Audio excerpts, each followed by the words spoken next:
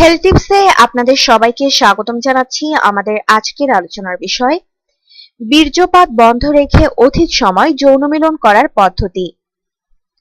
পোস্টটি তাদের জন্য যারা অধিক সময় ধরে মিলন করতে পারেন না। অধিক সময় ধরে যৌন মিলন করার জন্য আপনার ডক্টর 3টি পদ্ধতির সাথে পরিচয় করিয়ে দেবে। মিলনে পুরুষের অধিক সময় নেওয়া পুরুষত্বের মূল যোগ্যতা হিসেবে গণ্য হয়। যে কোনো পুরুষ বয়সের সাথে সাথে সহবাসের নানাবিধ উপায় শিখে থাকে।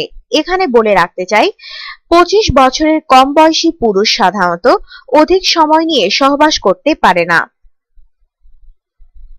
তবে তারা খুব অল্প সময় ব্যবধানে পুনরায় উত্তেজিত বা উত্তপ্ত হতে পারে। 25-এর পর বয়স যত বাড়বে সহবাসে পুরুষ তত অধিক সময় নেয়, কিন্তু বয়স বৃদ্ধির সাথে সাথে পুনরায় জাগ্রত হওয়ার ব্যবধানও বাড়তে থাকে। তাছাড়া এক নারী কিংবা এক পুরুষের সাথে বারবার সহবাস করলে যৌন মিলনে অধিক সময় দেওয়া যায় এবং সহবাসে বেশি তৃপ্তি পাওয়া যায়।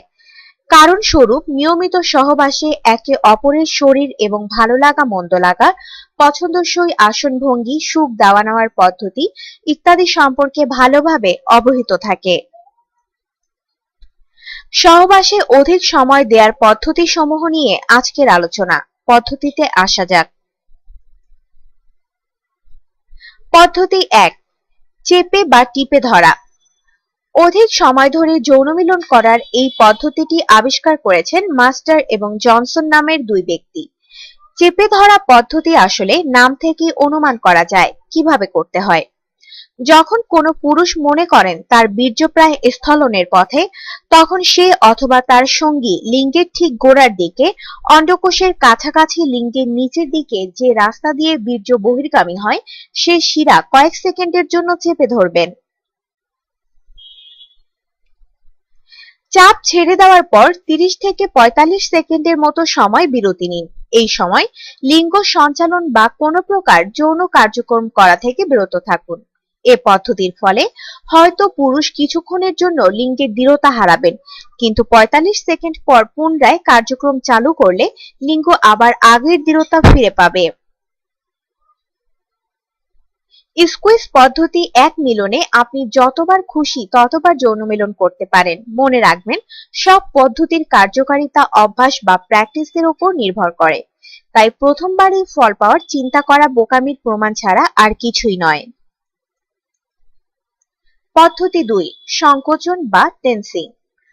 অধিক সময় ধরে যৌন মিলন করার এ পদ্ধতি সম্পর্কে বলার আগে আমি আপনাদের কিছু বেসিক ধারণা দিই।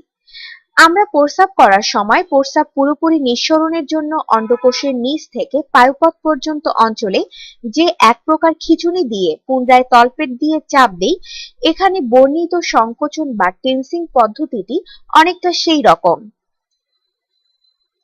তবে পার্থক্য হলো এখানে আমরা খিঁচুনি প্রয়োগ করব, চাপ নয়। এবার মূল বর্ণনা। মিলনকালে যখন অনুমান করবেন বীর্য প্রায় স্থলনের পথে, তখন আপনার সকল যৌনক্রম কার্য বন্ধ রেখে অন্ডকোষের তলা থেকে পায়ুপথ পর্যন্ত অঞ্চল কয়েক সেকেন্ডের জন্য প্রচন্ড শক্তিতে খিঁচে ধরুন। এবার ছেড়ে দিন। পুনরায় কয়েক সেকেন্ডের জন্য খিঁচুনি দিন। এভাবে 1 থেকে 2 বার করার পর যখন দেখবেন বীর্য স্থলনের চাপ বা অনুভব চলে গেছে, তখন পুনরায় আপনার যৌন কার্যক্রম শুরু করুন। সংকোচন পদ্ধতি আপনার যৌন মিলনকে দীর্ঘায়িত করবে। আবারও বলি, সব পদ্ধতির কার্যকারিতা অভ্যাস বা প্র্যাকটিসের উপর নির্ভর করে, তাই প্রথমবারেই ফল পাওয়ার চিন্তা করা বোকামি হবে। আপনার জীবনকে আনন্দময় করে তুলতে এবং বিভিন্ন স্বাস্থ্য টিপস ও পরামর্শ পেতে আমাদের চ্যানেল সাবস্ক্রাইব, লাইক ও শেয়ার করবেন। ধন্যবাদ।